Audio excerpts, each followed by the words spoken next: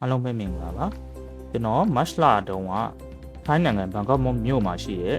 CP Group ရဲ့ Retail နဲ့ Wholesale arm ဖြစ်တဲ့ CPO Headquarters ကိုရောက်ရှိခဲ့ပါတယ်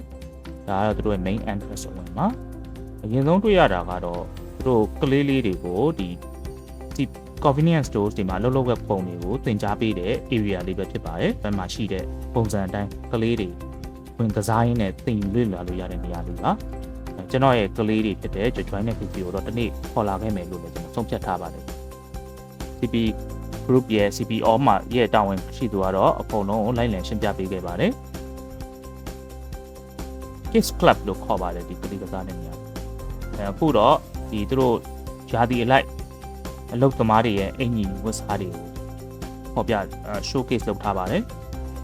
ကလေးလေးတွေအတွက်ကိုတကယ်ပစ္စည်းတွေအတိုင်းရုပ်ကလေးတွေမထိရှောက်အောင်ပဲချီရုပ်ကလေးတွေနဲ့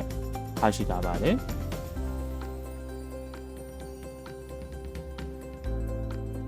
ဒီနေရာတော့သူတို့အလုပ်လုပ်တဲ့ area တစ်ခုပါသူတို့ comfortable ဖြစ်အောင်တော်တော်ဝန်ထမ်းတွေ comfortable ဖြစ်အောင်တော်တော်လုပ်ထားပေးပါတယ်နောက်ကျွန်တော်တို့တွေ့ရှိခဲ့တဲ့ CPO ရဲ့တာဝန်ရှိတဲ့ director ကတော့သူက Go ကိုတော်တော်စိတ်ဝင်စားပါတယ် Go game သူ့ဝန်ထမ်းတွေတော့ Go club လည်းလုပ်ထားပြီးတော့သူကိုယ်တိုင်ကလည်း Go မှာတော်တော် level တစ်ခုရောက်နေတဲ့သူတယောက်ပါသူကတော့ business နဲ့ life နဲ့ Go ကဆက်ဆက်မှုရှိတယ်လို့ပြီးသားသူရှင်းပြနေတာပါဒါတော့ Go game ကစားနေပုံပါနောက်ထပ်ရောက်ရှိခဲ့တဲ့နေရာကတော့သူတို့ 7-Eleven တွေကို test run လုပ်တဲ့ area ပါသူတို့ company ရုံးချုပ်ထဲမှာပဲထားပါတယ်ဒီနေရာကတော့နေ့ဘက်ဆိုရင်အယောင်းဝန်ထမ်းထားပြီးမှညဘက်ဆိုလို့ရှိရင်တော့ဒီ facial recognition နဲ့ check out ပေါ့သူတို့ဝန်ထမ်းတွေရဲ့မျက်နှာကိုအကုန်လုံးက data ရှိပြီးသားဆိုတော့ test run လုပ်နေပါတယ်ပတ်စံအောင်ရှင်းတဲ့နေရာမထားပါဘူးမျက်နှာကို scan ဖတ်ပြီးတော့လာတာတွေနှုတ်သွားပါတယ်တခြားပစ္စည်းတွေကတော့ပုံမှန် 7-Eleven မှာရှိတဲ့အတိုင်းပဲထားရှိပေးထားပါတယ်အကျေမှာတွေ့ရတော့ဒီရေနဲ့တော်တော်ကြည်နူးစရာကောင်းတဲ့မြင်ကွင်းလေးပါဒီ director ကကိုယ်လည်းစိတ်ဝင်စားတယ်လို့သူက philosophy တကယ် philosopher businessman မှာသူပြောပုံရဆိုတော့ဒီ office ကိုသူ design လုပ်ထားပါတယ်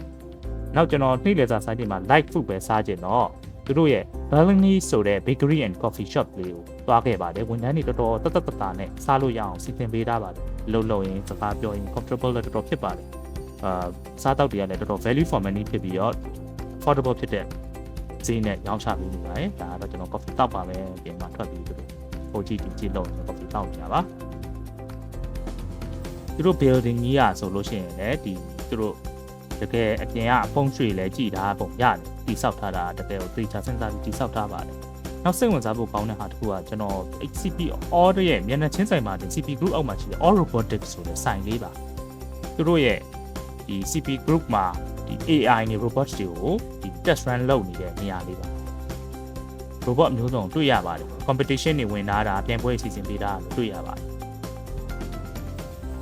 robot တွေကိုလည်းဒီ robots တွေကိုလည်း retail ရောင်းပေးနေပါဒါတော့ competition ပါ national championship STEM ကိုဦးစားပေးအကြောင်းလည်းပေါ်ပြထားပါတယ် STEM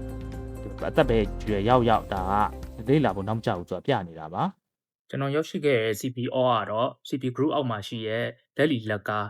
trading လုပ်ငန်းတွေရဲ့ arm ပါ CP ဆိုတဲ့အတိုင်း CP နဲ့လိုက်အောင်လို့အင်မတန်မှ management ကောင်းနဲ့စနစ်တကျတိစောက်ထားပါတယ်ဒီမြန်မာပြည်မှာလက်ရှိကြုံတွေ့နေရတယ်လို့မျိုး HR problem ကိုလည်း long term strategic plan အနေနဲ့ဖြည့်ရှင်းထားပါတယ်သူတို့ဘယ်လိုဖြည့်ရှင်းထားလဲဆိုရင်တော့ဒီသူတို့ရဲ့ CP Group အောက်မှာရှိရဲ့မူလာတန်းအလယ်တန်းအထက်တန်းကျောင်းတွေကိုဒီလက်ရှိဝန်ထမ်းတွေရဲ့သားကလေးတွေကိုတက်ရောက်နိုင်ပြီးတော့သူတို့ CPO ရဲ့ရုံးချုပ်ထဲမှာကို PIM ဆိုတဲ့ university ကောင်းတစ်ခုကိုတိစောက်ထားပါတယ်လေးလာခဲ့မိတော့ education quality ကောင်းတစ်ခုအနေနဲ့ပေးနေပါတယ်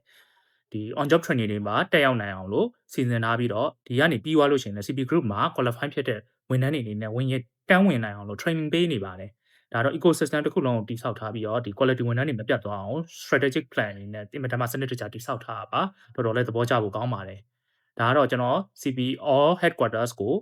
ရောက်ရှိခဲ့တဲ့အချိန်မှာတွေ့ကြုံခဲ့ရတဲ့ကို knowledge sharing အနေနဲ့တင်ဆက်ပြသပေးခဲ့တာပါအားလုံးကြည့်ရှုပေးခဲ့ကြတဲ့အတွက်ကျေးဇူးတင်ပါတယ်ကျွန်တော်တို့ Richard ပါ